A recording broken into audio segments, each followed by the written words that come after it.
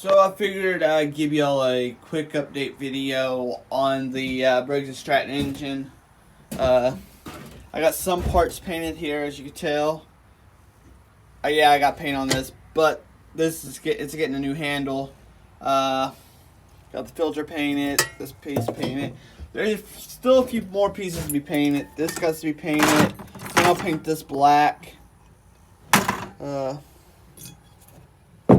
And then over here, the block still has to be cleaned a little bit more. As you can tell, the crud and everything. And then I'll probably put the head back on, then paint it all instead of taping it up. Then paint it all. I'm going to tape this up right here, and the shaft I will tape up. Then it's going to be white paint, probably the same. Yeah, it's going to be the same white as that. On this, I got a new muffler for it that's going on there. Oh, I still got to get a gasket for that.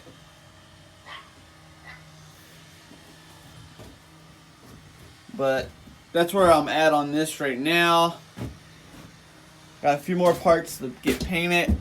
I know I probably should have got videos of painting all this, but it was kind of hard to do all this in videotape, so I decided to I'll do the video of putting it all together instead. I'm gonna take this screw for the filter right here, polish it up real good in the bumper. All these bolts will be painted, the tops will be painted. Oh yeah, this piece, I did say this piece right. Oh, that's got to be took apart, cleaned, the carburetor's gone through again, and then all that's painted. I ain't gonna paint the carburetor, that's just too much of a hassle. I will paint the gas tank though.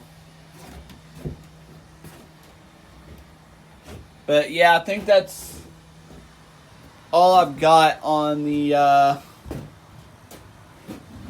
Briggs and Stratton build. It's going to be delayed. We got some bad storms coming in here this weekend.